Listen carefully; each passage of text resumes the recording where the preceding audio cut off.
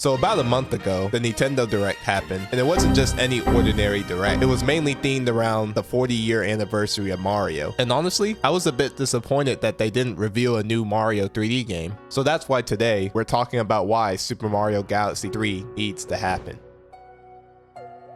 Plot of a Super Mario Galaxy game, they're usually all the same, with Bowser using the power of the Power and Grand Stars to try and take over the universe while also capturing the princess, and Mario leaving the planet to try and go stop him. If we're talking about a possible Super Mario Galaxy 3, then naturally it's going to somewhat fall under the plot of what the other two games were. However, in order to avoid how it was in Super Mario Galaxy 2 with it just being an extension off the series, then the plot might have to change a little bit.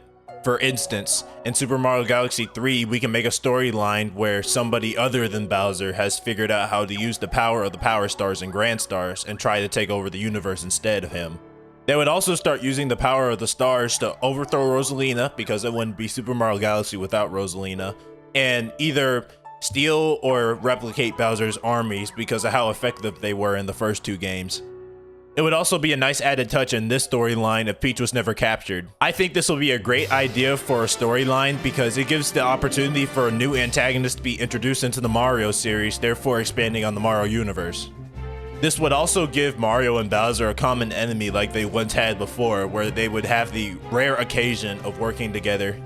And if the princess isn't taken in this storyline, it gives a different feel for what the adventure is like. Instead of just trying to save one person, it feels like you're trying to save the universe. Also, it would be nice if Super Mario Galaxy 3 took place in the present timeline, because it would be nice to see all the new characters showing up in a Super Mario Galaxy game, especially Pauline, because people like her so much. Hey, as long as they keep Captain Toad and the Toad Brigade in the game, I'll be happy, because they were one of my favorites.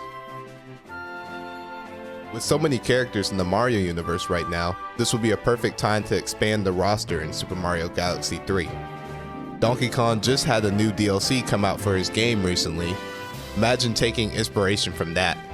A galaxy themed around the Kong Island where DK actually has a reason to explore space and team up with Mario. I'm mainly saying this as an example because it would be really cool to see Mario and DK team up. Another character I would love to see in the Mario Galaxy game would be Queen Shroom. Now I know this is quite an odd pick for people who aren't familiar with the Mario and Luigi RPG games, but technically Queen Shroom is an alien from a different planet or whatever, so it would make total sense that she would be out trying to find the Power Stars because the Power Stars grant a lot of power across the universe. I think the potential story for this character in a Mario Galaxy game could be pretty cool. All I'm saying is that there are a ton of Mario characters that can be fully utilized in the new Galaxy game. As there are a lot of Mario characters, there's also has been a lot of items throughout the Mario games. Fun fact, some items were introduced in the Mario Galaxy series, such as the Boo Mushroom, the Bee Mushroom, and the Cloud Flower, just to name a few. Personally, I love all the items from Galaxy 1 and 2. I believe they fit the world perfectly. I think they should keep most of the classics, but also add new power-ups that take things to another level. I think the Thunder Flower would be a very good item to add. Like how the Ice Flower shoots ice and the Fire Flower shoots fire, the Thunder Flower could just shoot thunder, so Mario and Luigi would have the ability to shoot thunder out of their hands. I know this is technically a fan-made form,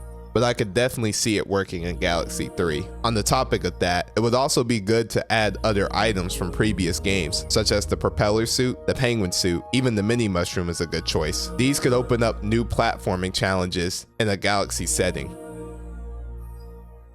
When it comes to the mechanics of a Super Mario Galaxy 3 game, I don't think they should change too much from how the other two worked. For example, I don't think they should change or add any mobility options to the game because it would create familiarity with the Super Mario Galaxy series if it was the same as the first two. I mean, you can probably add a roll if you want because I don't see it interfering too much with movement in the game, and also that's what usually Mario has nowadays anyway. Speaking of interfering with movement, when it comes to Super Mario Galaxy 3, I don't think Yoshi should be part of direct gameplay in this version. I think this because when it comes to the Super Mario Galaxy games 1 and 2, both of them had something unique about them, like how in Super Mario Galaxy 1, it was basically the starter for the series and it had a good story to come along with it, while Super Mario Galaxy 2 introduced more mechanics like how Yoshi is a mount. If Yoshi were to be rideable in Super Mario Galaxy 3, it would lose some of Super Mario Galaxy 2's authenticity because Yoshi was probably the main attention grabber for Super Mario Galaxy 2. So that's why I think Yoshi Yoshi should be left out in Super Mario Galaxy 3, but like not entirely, more like as a side person rather than an actual game mechanic.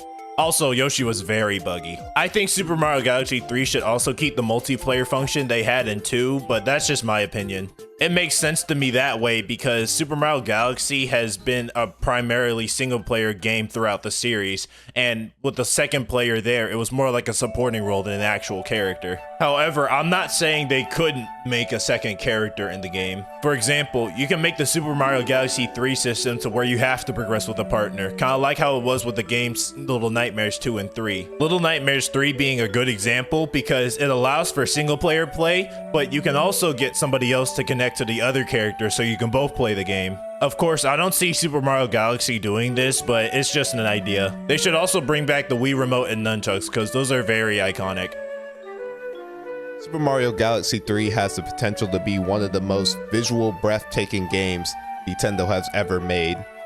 The Galaxy series was already really good on the Wii. A console by today's standard was severely limited by resolution and the processing power. Yet even then, Nintendo has did an excellent job at delivering one of the most beautiful and imaginative worlds in gaming history. The Switch 2 can finally make Galaxy 3 and bring that power to the now advanced capabilities of the Switch 2.